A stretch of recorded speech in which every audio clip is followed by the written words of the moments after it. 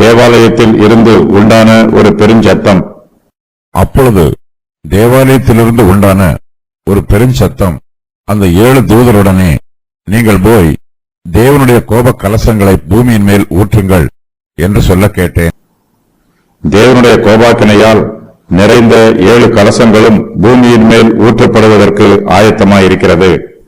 இந்த கலசங்களை பூமியில் ஊற்றுவதற்கு 7 தூதர்களும் ஆயத்தமாயிருக்கிறார்கள். ஆனாலும் தேவனுடைய அனுமதி இல்லாமல் ஒன்றும் நடைபெறவில்லை. தேவனுடைய உத்தரவு தேவாலயத்தில் இருந்து வர வேண்டும். 7 தூதர்களும் 7 கலசங்களை பெற்றிருக்கிறார்கள். அப்பொழுது தேவாலயத்தில் இருந்து ஒரு பெருஞ்சத்தம் உண்டாயிற்று. நீங்கள் போய் தேவனுடைய கோப கலசங்களை பூமியின் மேல் ஊற்றுங்கள் என்று அந்த பெருஞ்சத்தம் 7 தூதர்களுடனே சொல்லிற்று. கர்த்தருடைய உத்தரவு வந்தவுடன் 7 தூதர்களும் அந்த உத்தரவுக்கு கீழ்ப்படுகிறார்கள். கர்த்தர் உத்தரவு கொடுக்கும் போது நீங்கள் போய் என்று தம்முடைய உத்தரவை ஆரம்பிக்கிறார்.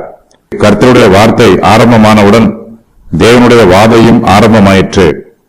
தேவனுடைய கோபாக்கினை நிறைந்த 7 கலசங்களும் பூமியிலே ஊற்றப்பட்ட போது பூமியில் வாதைகள் உண்டாயிற்று. எகிப்து தேசத்திலே மோசேயின் காலத்தில் இதுபோல வாதைகள் உண்டாயிற்று. இந்த வாதைகளும் எகிப்து தேசத்தில் உண்டான வாதைகளும் ஓரளவு ஒத்திருக்கிறது. மனுஷருடைய பாவங்கள் ஒத்திருக்கும் போது அவர்கள் மீது வருகிற வாதைகளும் ஒத்திருக்கும். 7 எக்காலங்கள் ஊதப்பட்ட போது அந்தி கிறிஸ்து எழும்பினான். இப்போது 7 கலசங்கள் பூமியின் மேல் ஊற்றப்படும் போது பூமியின் வாதைகள் உண்டாயிற்று. அந்தி கிறிஸ்து கொஞ்சம் கொஞ்சமாக விழுகிறான். அவன் ஒரே நேரத்தில் கீழே விழுந்து விடுவதில்லை. அவன் சடுதியில் கீழே தள்ளப்பட்டு விடுவதும் இல்லை. அந்தி கிறிஸ்துவின் தோல்வி கொஞ்சம் கொஞ்சமாக வருகிறது. முடிவில் அவன் மொத்தமாக தோல்வி அடைகிறான். ரோம பேரரசு ஒரே நாளில் கட்டி எழுப்பப்படவில்லை. அந்த பேரரசு ஒரே நாளில் அழிந்து போகவும் செய்யாது. இது ஒரு பழமொழி. இது போலவே அந்தி கிறிஸ்துவின் ஆளுகையும் ஒரே நாளில் அழிந்து போகாது. ஏனெனில் அந்தி கிறிஸ்துவின் ராஜ்யம் இந்த பூமியிலே கொஞ்சம் கொஞ்சமாக ஸ்தாபிக்கப்பட்டது.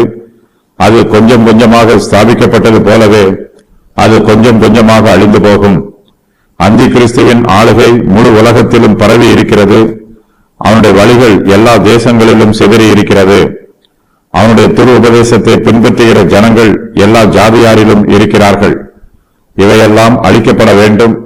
ஜனங்களுடைய துன்மார்க்கம் மொத்தமாக நிர்மூலமாக்கப்பட வேண்டும். அந்தி கிறிஸ்துவின் கள்ள உபதேசங்கள் எல்லாம் ஒளிந்து போக வேண்டும்.